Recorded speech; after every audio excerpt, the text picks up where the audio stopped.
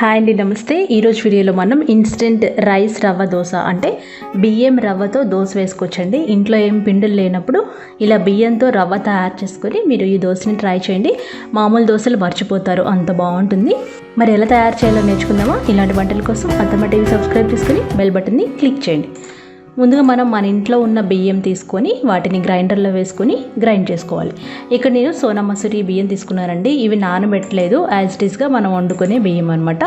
వీటిని నేను చిన్న మిక్సీ జార్లో తీసుకొని డైరెక్ట్గా గ్రైండ్ చేస్తున్నాను, నానబెట్టకుండా. మనం ఒక 2-3 మినిట్స్ గ్రైండ్ చేసుకుంటే సరిపోతుంది. చూసారు కదా, ఇలా ఫైన్గా రవ్వలాగా అవ్వాలి. దీన్ని మనం జల్లించాల్సిన అవసరం లేదు. ఇలా గ్రైండ్ చేసుకున్న రవ్వ 2 కప్పులు ఒక గిన్నెలోకి తీసుకోవాలి. కొంచెం బైండింగ్ కోసం 1/2 కప్పు మైదా పిండి వేయాలి. అందులో 1 కప్పు పెరుగు వేయాలి. చక్కటి పుల్లదనం కోసం, ఇన్స్టెంట్ కాబట్టి వీటిని బాగా కలపాలి. అందులో 2 కప్పులు నీళ్లు పోసుకొని బాగా కలపాలి. ఇలా పోరింగ్ కన్సిస్టెన్సీ రావాలి.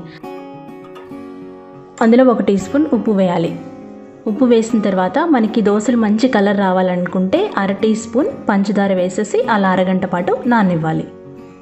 అరగంట వదిలేస్తే అది బాగా నానుతుందనమాట. తర్వాత చూసారా, నీళ్లు పైకి తేలినాయి కదా. ఇప్పుడు మళ్ళీ బాగా మిక్స్ చేసుకొని అందులో తురిమి పెట్టుకున్న 1 కప్పు క్యారెట్, అలాగే చిన్నగా కట్ చేసుకున్న ఉల్లిపాయలు, 2 పచ్చిమిరపకాయలు, చిన్న అల్లం ముక్క, అలాగే 1 టీ స్పూన్ జీలకర్ర, వాటితో పాటుగా కొన్ని జీడిపప్పులు వేసుకోవచ్చు అండి, అది ఆప్షనల్. అలాగే కట్ చేసుకున్న కొత్తిమీర, కరివేపాకు కూడా వేసుకోవచ్చు మీ దగ్గర ఉంటే.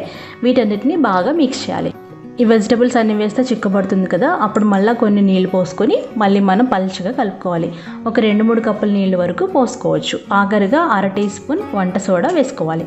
వంట సోడా వేసి బాగా కలిపి పక్కన పెట్టుకోవాలి. ఈ లోపుగా పెనం వేడి చేయాలి. పెనం వేడైన తర్వాత మన రవ్వ దోశ ఎలా అయితే పోసుకుంటామో అలాగే రవ్వ దోశలాగా పోసుకోవాలన్నమాట. మధ్య మధ్యలో హోల్స్ వదిలిపెట్టేసేయాలి.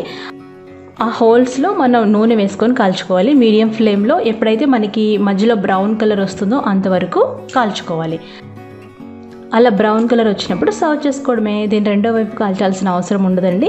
చాలా క్రిస్పీగా, చాలా టేస్టీగా, చాలా బాగుంటుంది. ఈసారి మీ ఇంట్లో పిండిలేమీ లేనప్పుడు ఇలా బియ్యంతో రవ్వ చేసి ఈ రవ్వ దోశ ట్రై చేయండి. ఈ దోశ తిన్నారంటే మామూలు దోశలు మర్చిపోతారు, అంత బాగుంటాయి మరి.